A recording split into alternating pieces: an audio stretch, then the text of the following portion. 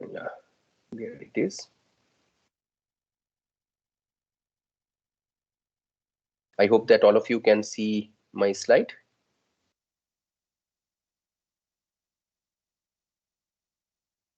Is it visible to you? Can you please confirm, one of you? Yes, sir. Yeah, so do this confirmation quickly, okay? Don't sit idle. Okay, so we have very little time with us. Okay, so there are a lot of things that we have to cover like this. So the next topic that I'm going to start is digital transmission. Okay, digital transmission. So let me do like this. Before I go over here, let me share something else with you. Let me pull out my whiteboard. Next week onwards, actually, I have got something else through which I can actually draw things by hand. And for now, let us use our this Teams inbuilt whiteboard. Oops. Again, oh, I need to do it again.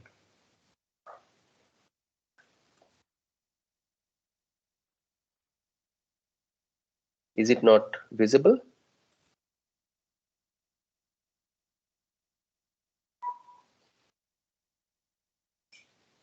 Why it is not opening up? Yeah, yeah. So whiteboard is coming. Yeah.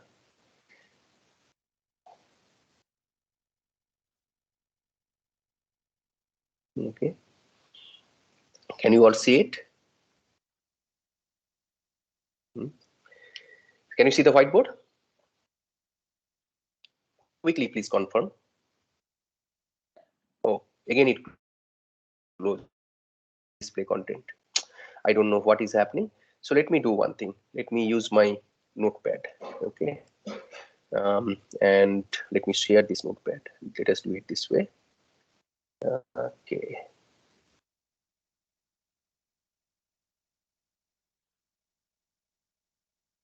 Oops. Why this is closing? This whiteboard is creating problems. Uh, there is problem in display of whiteboard. So okay. Now, can you all see my notepad? Okay. Is it visible? Yes, sir. Okay. Now, so let us assume that we have two computers, right? So we have two computers which are plugged in together, okay, directly. So whether it is crossover cable or whatever it is, so some way, so two computers will have to talk to each other, okay.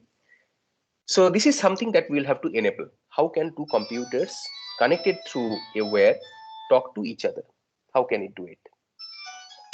So what you will do is, through the physical medium, you are going to send, if one computer sends some uh, signals which get converted into bits, and these bits are transmitted from one computer to another. So whether it gets converted into bits, or whether the signals are sent in the form of signals or not, so that basically depends on the type of communication that is in place. So whatever be it, okay, so just visualize that one computer is connected to another computer.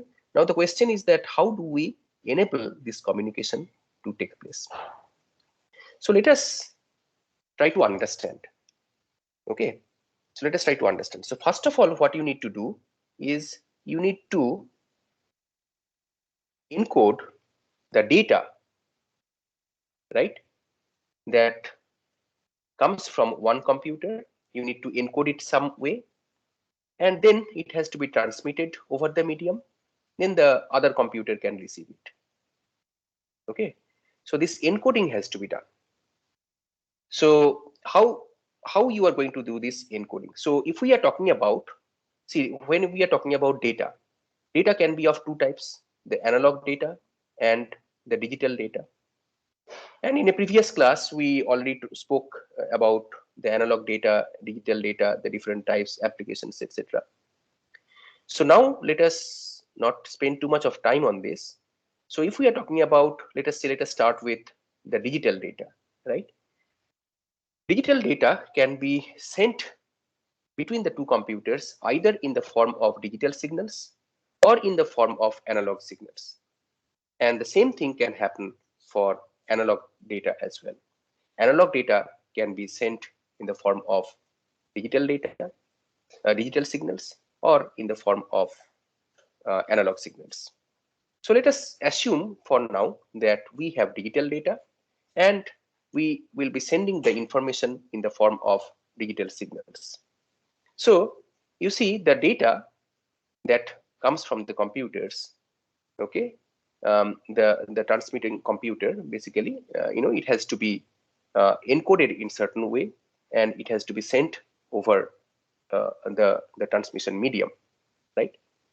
So this is one part, right? So you need to do some kind of a conversion. You need to do some kind of conversion, and that is called encoding. You need to do a certain kind of conversion, and that is called encoding. So if you are encoding at the sender end, you also need to decode at the receiver end. So ultimately what is going to happen is that in the sender end, at the sender end, you are going to have the digital data in the form of zeros and ones. So these zeros and ones will get encoded at the sender end in the form to give rise to digital signals. And you have already seen how the digital signals look like with discrete signal voltage levels, with discrete voltage levels like plus V, minus V, that kind of thing. So these digital data will be encoded to form the digital signals, which will be sent over that link.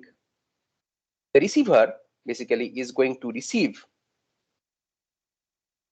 the signals, the digital signals, decode the signal, and it's going to get the transmitted digital data in the form of zeros and ones at it. So you see that this is what we need to understand, that how this digital data is going to be sent as digital signals.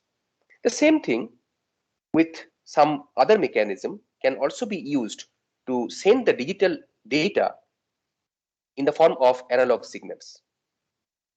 Instead of digital signal, you will be using analog signal. That is also possible.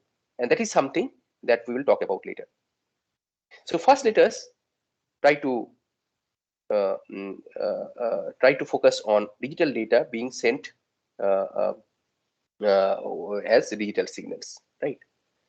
So so we'll focus on that. Achha. Now, so one is encoding. Basically, this kind of encoding has to be done. The digital data has to be converted into digital signals. The second thing that is very important when you have this kind of sender to receiver direct link between the sender to receiver, like computer, another computer connected together, right? So how you are going to do it? So one thing is that this encoding is important. This is understood. What are the other important things? Can you tell? Can you visualize what are the other important issues that will have to be taken care of?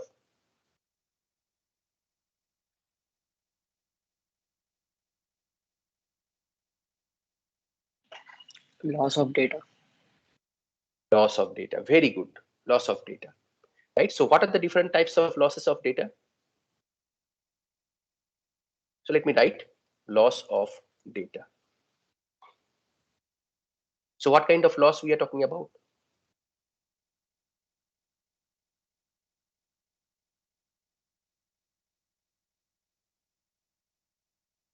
What kind of losses?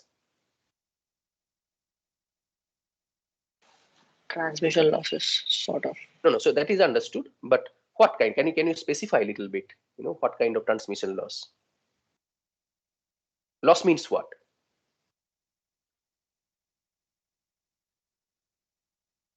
So let us say that some bits are transmitted, right?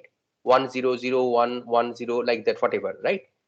So whatever you are transmitting, not everything, due to the medium, nature of the medium, or whatever the physical characteristics of it, not everything basically arrives at the source correctly, right? Maybe some bit gets dropped, some bit gets corrupted. So the 1 basically changes to 0 in between, or 0 to 1, whatever. So you need to basically take care of this mechanism, and this is called error detection. Error detection, and along with error detection, you need to have, I hope that all of you can see my notepad. Along with error detection, you have error control. Okay. Now, now the other thing that is very important when you have a wire connecting two different computers, can you guess what it is? Another very important thing is also there, among many others. But apart from encoding the data and detecting and correcting the errors that might happen in the transmission, or so what is the third thing that can also happen? So just imagine that you have data 1 0 0 1, whatever, the streams of zeros and ones being transmitted from the sender. Can you think of another very important problem that can arise in the process?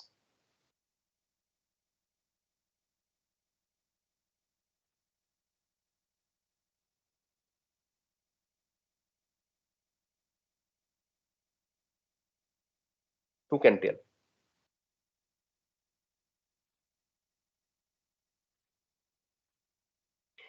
It is called the flow.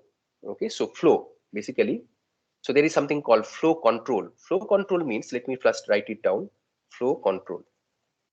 So flow control means, like, it might so happen that the rate at which the sender sends the bits, it doesn't match the rate at which the receiver basically can handle this kind of the same rate of transmission. It cannot handle. So basically, the sender overwhelms the receiver in terms of the rate of transmission of the bits. So you need to control that, right? So there needs to be some kind of a synchrony in terms of the rates of transmission and the reception. Okay, so this is called flow control. So if we can manage these three things, then more or less we can have successful transmission between one sender and a receiver.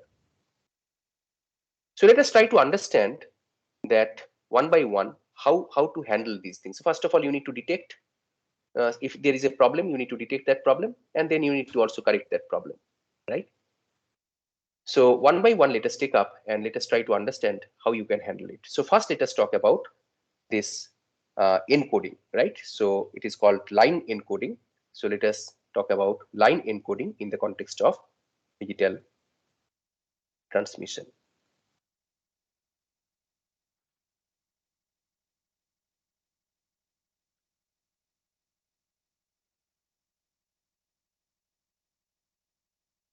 Is my slide visible now?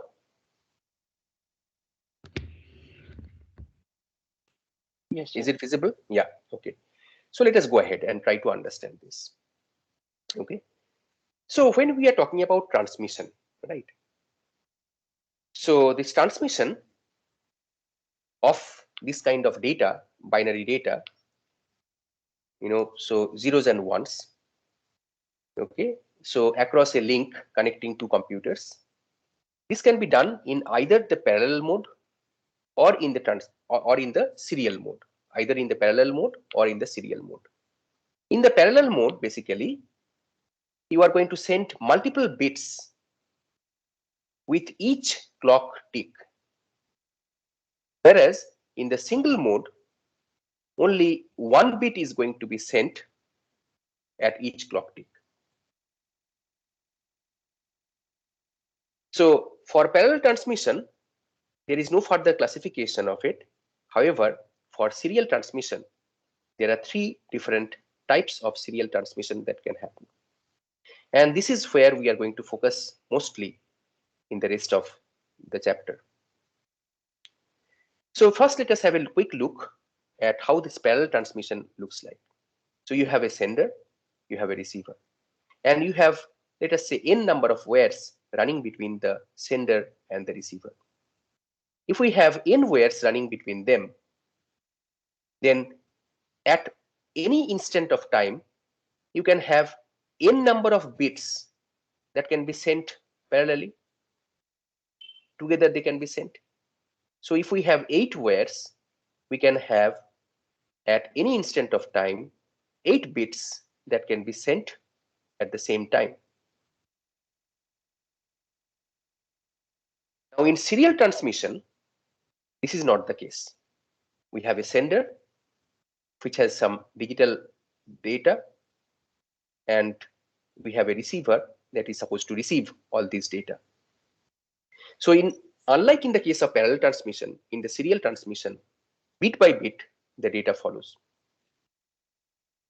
Okay, so not all of them are going to be sent at the same time. So bit by bit, these sequentially, these data, they follow over the wire. So let us try to understand that how this can be done. One of the ways in which it can be done is basically through asynchronous transmission. So in asynchronous transmission, there is the concept of the start bit and the stop bit. Okay. So between the start and the stop bits, between the start and the stop bits, the actual data to be transmitted will be there. So let us say that if this is the direction of the flow of the data, you are going to have chunks of data which will be preceded by a start bit, and then it will end with a stop bit. The start and the stop bits basically are going to determine the end of the data and the beginning of the data, and the end of the data, right? So this is how it looks like in asynchronous transmission. Okay, so you see that there is a start bit and there is a stop bit. Then there is a gap, start bit, data, stop bit, gap, start bit, data, stop bit. So like this, basically there is gap between the different data units. There is a gap between the different data units. So in other words, every data unit will be preceded by a start bit and will be followed by a stop bit. This is the process in which this asynchronous transmission can take place between the single sender and a receiver connected through some wire. Now, there is another type of transmission. See, the problem with this asynchronous transmission is that you had to use this additional start and the stop bits. While this is easier to demarcate the start and the end of the data units, but actually this is adding more data to the communication channel.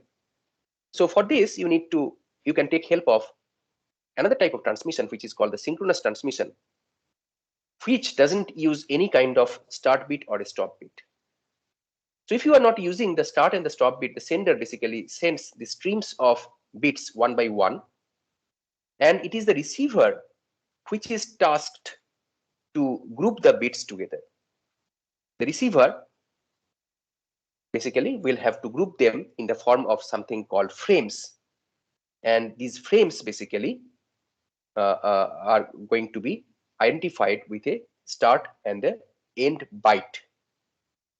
So there is the frames, every frame will have a start byte and it will have an end byte, and in between these bits will be grouped into different bytes, and these bytes are going to be constituted within a frame. So if you look at every frame, the frame basically has these chunks of bytes which are there, which basically carries this info data, and then there is this start byte and the end byte, which basically helps to demarcate the boundary of the frame. So this is basically the synchronous transmission. There is another type of transmission which we will not encounter much in this course, which is called the isochronous transmission. So in isochronous transmission, it is said that the gaps between these different frames that you have seen in the case of the synchronous transmission, These gaps cannot be uneven, so they all have to be of equal length. Okay? Equal gaps have to be there between these transmission of these frames. So let us quickly try to get into what we were talking about, this encoding. So we have digital data. It has to be sent as digital signal.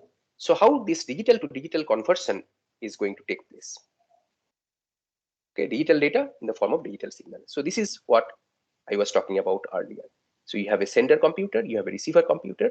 So you need a pair of encoder, decoder in order to encode this digital signal in the form of, digital data in the form of digital signal, which actually is going to be transmitted over the wire, and then it is going to be decoded at the decoder end of the receiver, and this digital data is going to be extracted at this receiver.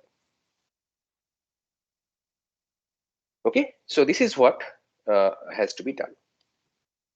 So you need to convert a string of ones and zeros into a sequence of signals that denote the ones and zeros.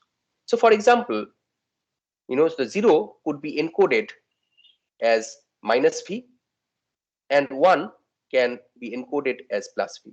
So this could be 0, this could be +v, could be +v means positive voltage, right? Negative voltage 0, positive voltage 1. Negative voltage 0, positive voltage 1. Or it could be the other way around also. The way it is encoded basically. Some kind of representation signifying that 0 means -5 voltage.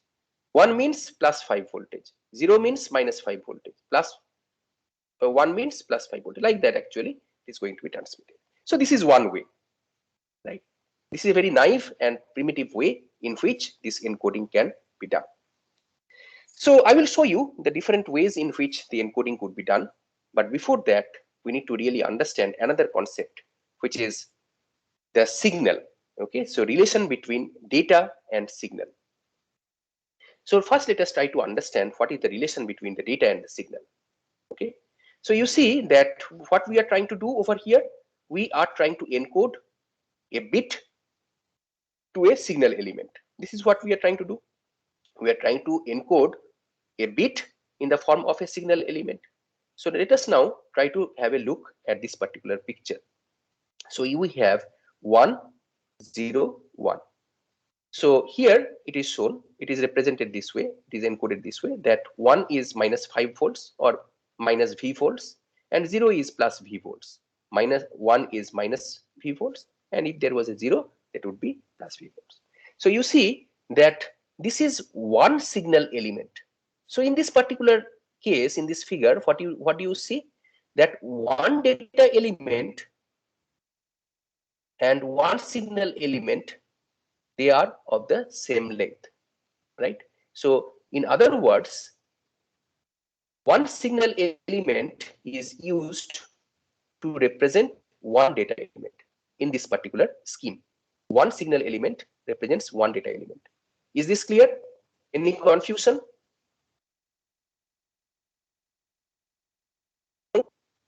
Look at this particular picture.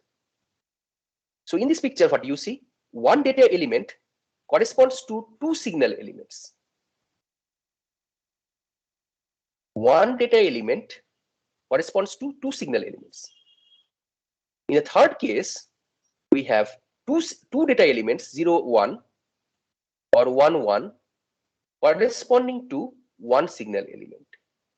And in the fourth case, we have four data elements which are encoded in the form of three signal elements. So there is a R factor which basically gives the ratio between the data element and the signal element. So this R factor is the ratio between the data element and the signal element. So over here, what is R? 1 by 1 equal to 1. In this case, one data element corresponds to two signal elements. So what is R? R equal to 1 by 2. Here, R equal to R equal to how much? 2 by 1. 2 by 1. So which is 2. And over here, how much? are equal to 4 by 3. 4 data elements, 3 signal elements.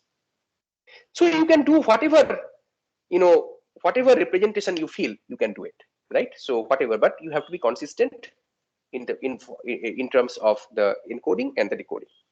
Now, so what is the relationship between this data rate and the signal rate? So we need to understand. So we have understood the relationship between the data and the signal in the form of this R factor. But now let us try to understand the relationship between the data rate and the signal rate.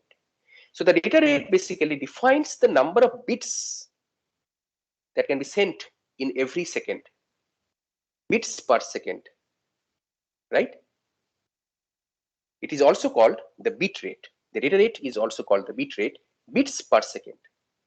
So in every second, so let us say that if this time duration was 1 second, how many data elements did we send? 3. So 3 bits per second. Okay. The signal rate is the number of signal elements that are sent in a particular second. So while the data rate is measured with the unit bits per second, the signal rate is measured in the form of the unit called bauds. Baud. So signal rate, number of signal elements per second, is the signal rate, the unit of which is baud. In contrast to the number of bits per second, which is the data rate. And so do you understand the difference between it? So data rate and signal rate are two different things, two different concepts. So you need to really understand. So if you are given a problem where you are given the bit rate, so you know that it is the data rate. But if you are given a problem where you are given the baud rate, you need to understand that it is not the data rate, but it is the signal rate, number of signal elements that are sent in a particular second. Okay. So with this background concept, let us move ahead. So baud rate can be measured with the help of this formula. So this baud rate or the signal rate is represented typically as S. So S equal to C times N times 1 by R. And what is this R? This R is this factor that I was talking about earlier.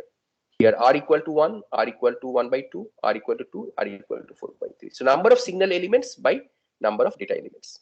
Sorry, number of data elements by number of signal elements. It's the other way around. So that is the R, right? So S equal to C times N times 1 by R. So what is C?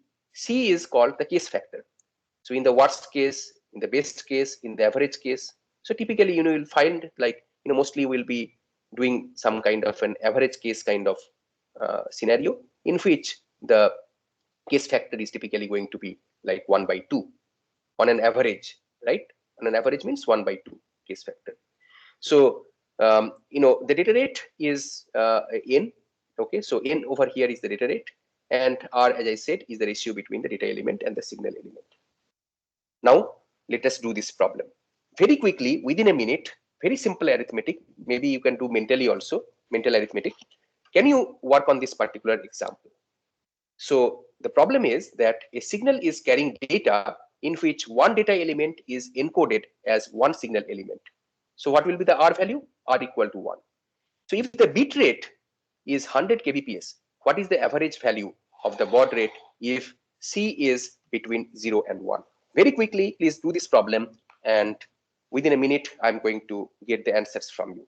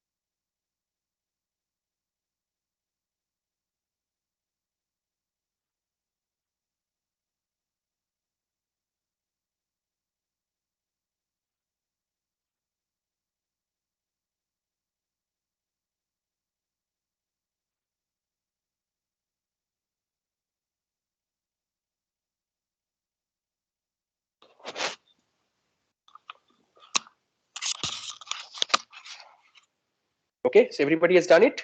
Very simple. What is the answer? What is the answer?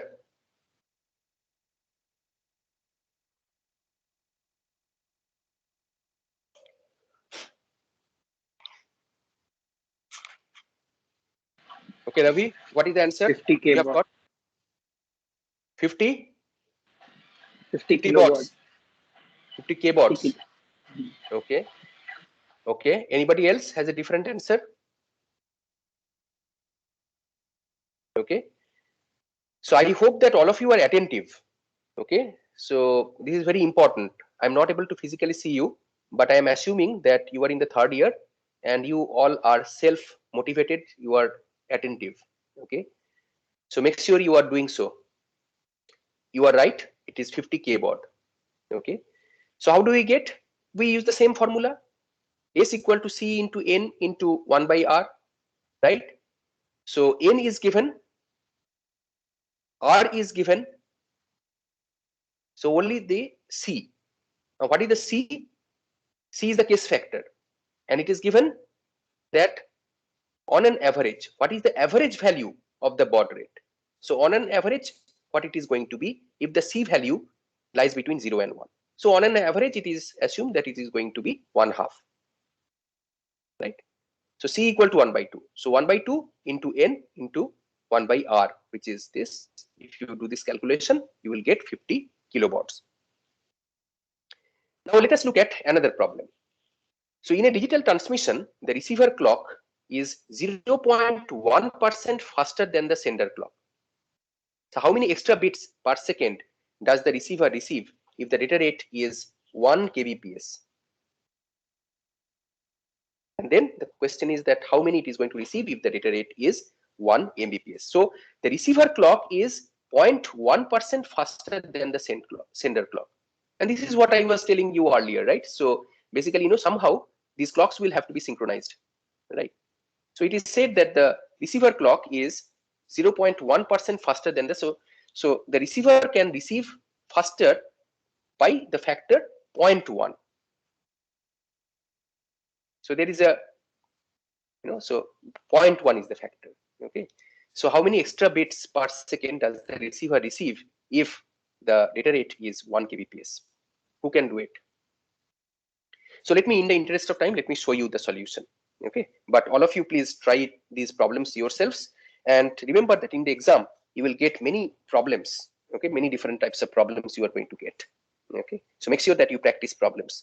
I will also help you to in your practice. So let me just cover this theory part, and then more problems I'm going to run you through.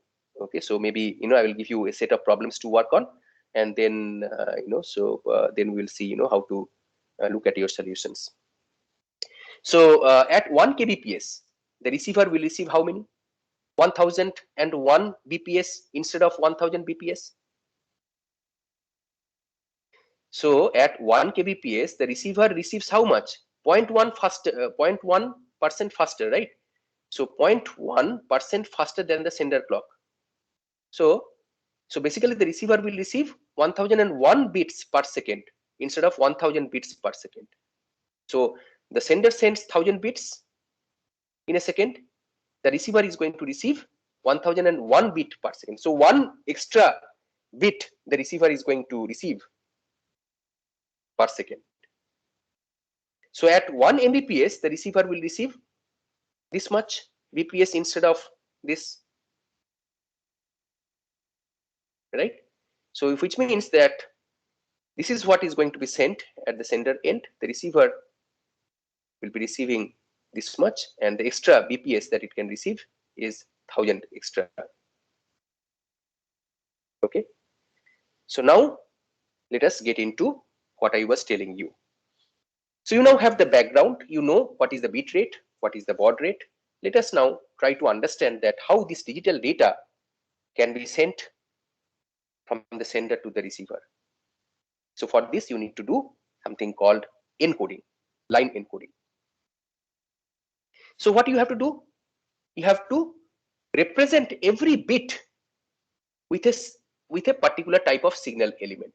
You will have to represent, you will have to encode, you will have to name with a certain convention a particular bit and associate that bit with a particular type of signal element.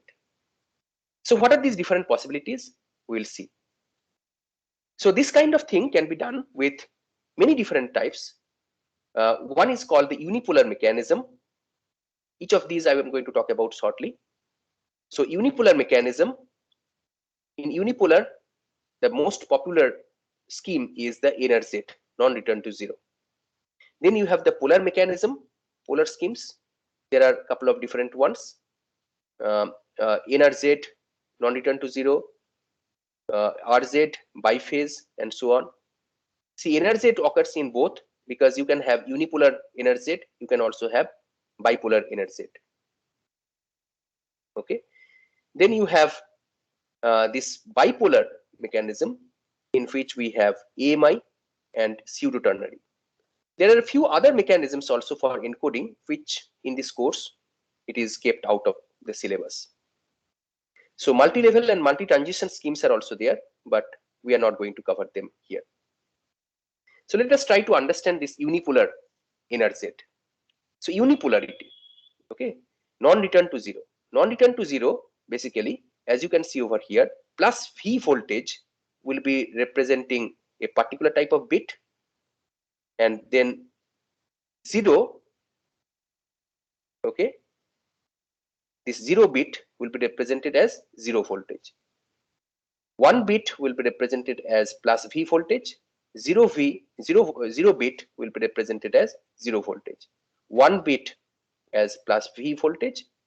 1 bit as plus V voltage. 0 bit as 0 voltage. Very simple. But this mapping between this bit and the corresponding voltage level is very crucial. Now,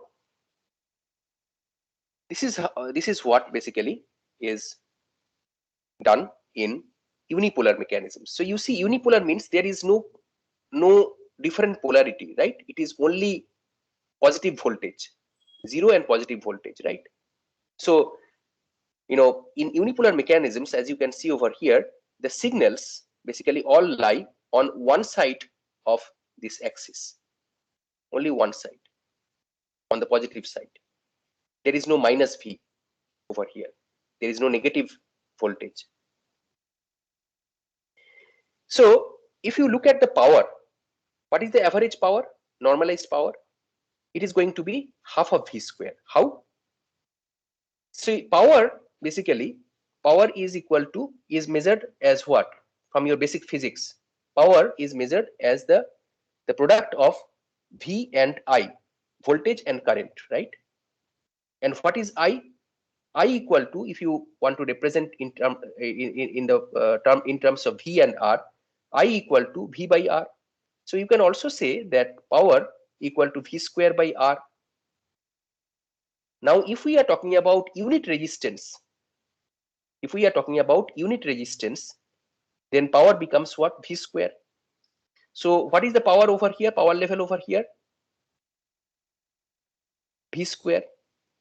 What is the power level for 0? It is 0 square. So V square power level is V square.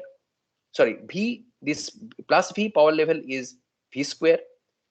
0 V, the power level is 0 square. So what is the average? Half of V square plus 0 square equal to half of V square. This is the normalized power. Is it clear? Now, this scheme is very plain and simple. It can be used, but there are certain problems with this scheme. Okay, there are certain problems with this scheme. So we need to understand this scheme basically suffers from something called baseline wandering and the existence of DC component. So we need to understand what are these two things.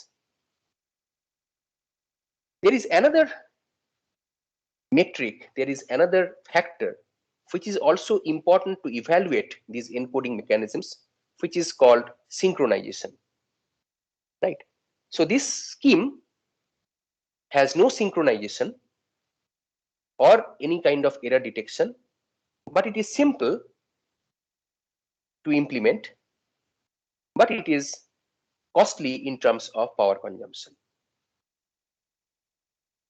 Okay, so power consumption is what? Average power consumption, normalized power consumption is half of V square. Okay, so it is more costly in terms of power consumption. It's a factor of V square, basically, product of V, right? So now let us try to understand what are these different terms. Baseline wandering. Okay, so please take a note of it. Okay, so what is this baseline wandering? So we need to first understand what is this baseline. Okay, so when you are sending the digital signals, the receiver, it gives a baseline. This baseline is basically the running average of the received signal power. It gives a running average of the received signal power. So what happens is that any further incoming signal will be evaluated against this particular baseline to understand what value it carries in the form of data element.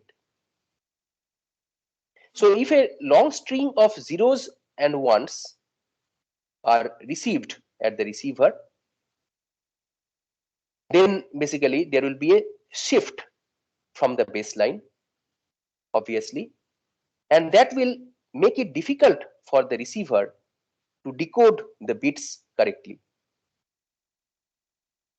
So this shift from the baseline, this normal average received power, this running average received power, which is the baseline, the shift from it is actually called baseline wandering. The shift from the average received signal power is called baseline wandering, and this happens when there are a long string of zeros or ones that are received at the receiver. So the problem is that due to baseline wandering, the receiver will have difficulty to decode the data bits correctly once it receives it. So this is baseline wandering. So what is the other concept that we talked about? DC component. So this DC component and baseline wandering are actually related. So I said that it is not desirable to send a long string of zeros and ones, right? So when the voltage level in a digital signal will remain constant for a while, this would indicate that there are a long string of zeros or ones. So long string of zeros means what? It is remaining, let us say, zero voltage for a long duration of time. Long string of ones means it will remain as plus V voltage for a long duration of time. So due to this, basically, the spectrum creates very low frequencies. And this comes from Fourier analysis, which you don't need to think about much deeper, but just remember that the spectrum basically is going to create very low frequencies due to the existence of these constant voltage levels for long durations of time. Okay, so these frequencies basically, they center around the zero frequency, and these are called the DC component, the direct current component. DC means it is coming from your voltage, I mean this electrical circuits, basically direct current components. So these DC component, existence of DC component is not very desirable. Okay, and it's going to pose problems for systems that cannot pass low frequencies through it. Okay, so that's the DC component. Let us also, not required over here, but let us also quickly try to understand another thing that is required, which is called self-synchronization. Okay, so when the signals are received from the sender, the receiver's bit intervals must also match exactly the sender's bit intervals. Now, if the receiver clock is faster or it is slower, as in the problem that I was showing you a while back, These bit intervals are not going to match at the sender and the receiver. So this will lead to the receiver misinterpreting the signals that are sent from the sender due to this mismatch in the clocks. Okay. Now, so this kind of thing is not desirable. So you need to have some kind of synchronization. So self-synchronization, okay, has to be enforced, right? So a digital signal basically has to be self-synchronizing. That basically should include the timing information along with the data that is sent. Okay. So this can be done in different ways. One of the very commonest ways to do it is to use transitions in the signal. Okay, use transitions in the signal. So whenever there is a transition, that alerts the receiver that it is the beginning of the pulse, middle of the pulse, or end of the pulse, right?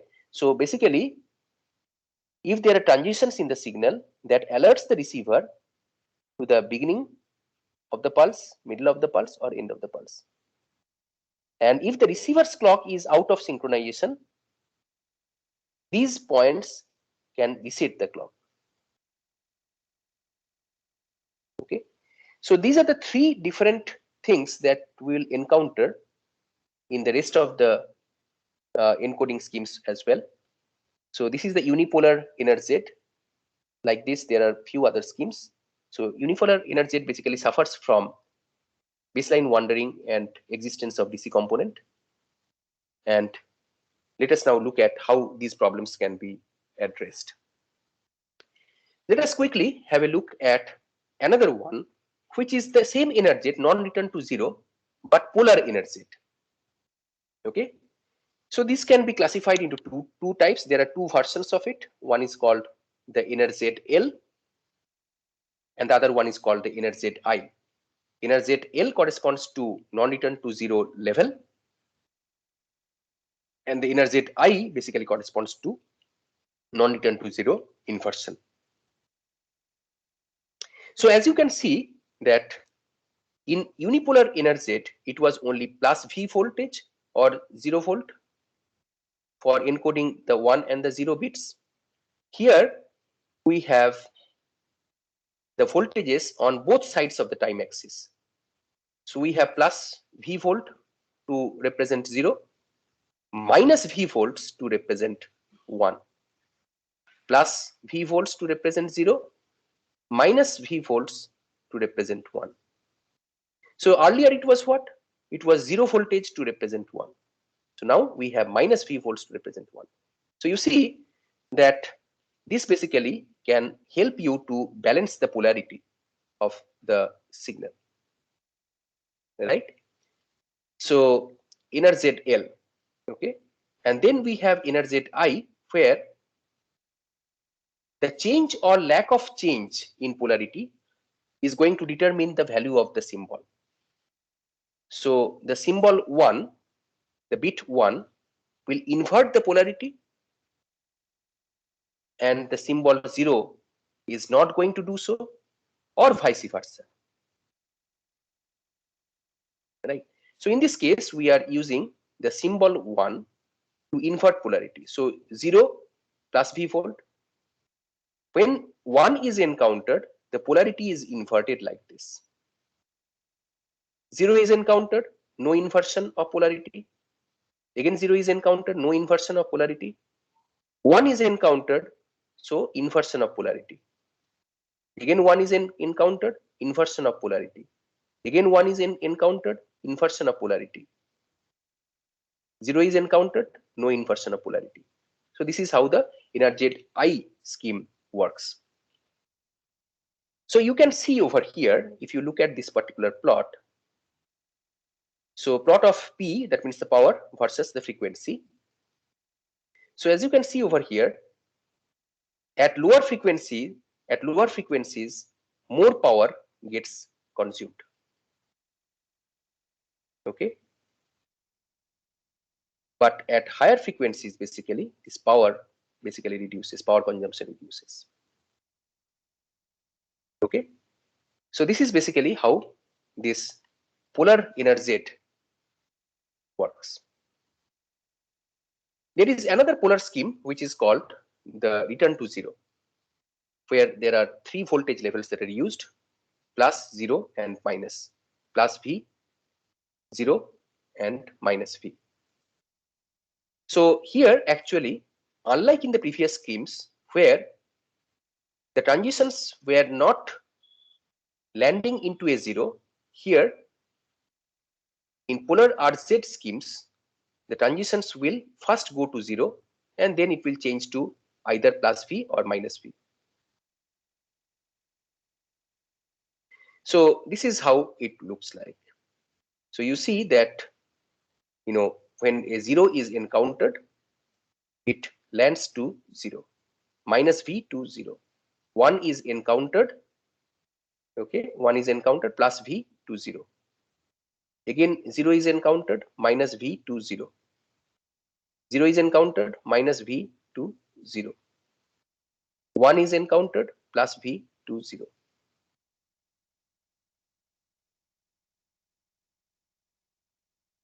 So this particular scheme is good in terms of balancing the DC component or taking care of the issue of baseline wandering. Okay, and this is also good in terms of self-synchronization. Okay, this is also good in terms of self-synchronization. So if you think a little deeper, you will be able to make out why it is so. Okay, so this return to zero is good in terms of solving the problems of DC component, baseline wandering, and self-synchronization.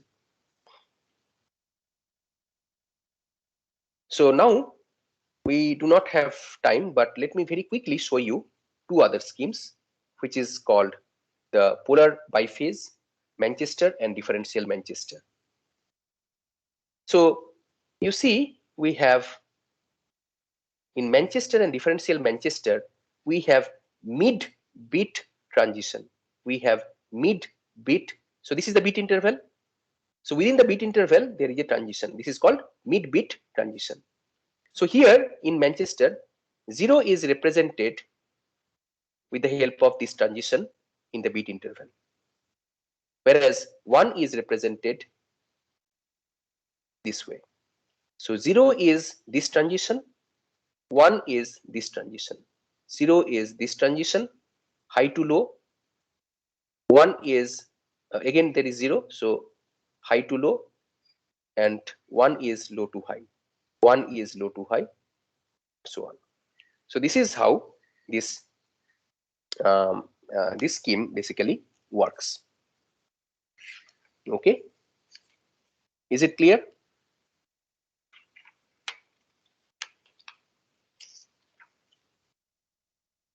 Okay, and then you have the differential Manchester, where every symbol has a level transition in the middle, but the level at the beginning of the symbol is determined by the symbol value, and one symbol causes a level change that does not. So let us try to understand this, whatever I just read out. So if you have no inversion, that implies that the next bit is 1. If the next bit is 0, you need to invert. So next bit is 0, invert. Next bit is 1, no inversion.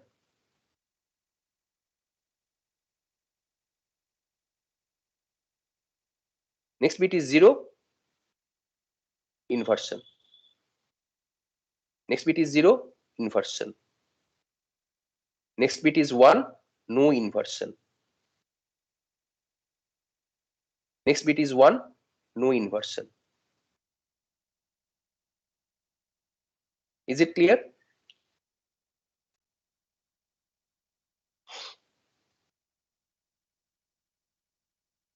Okay, and one last thing is this one, then we'll stop for today, which is the bipolar AMI and pseudo ternary.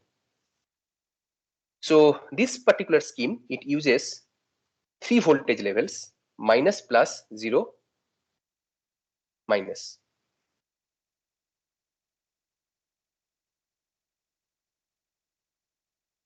So here there is a typo actually.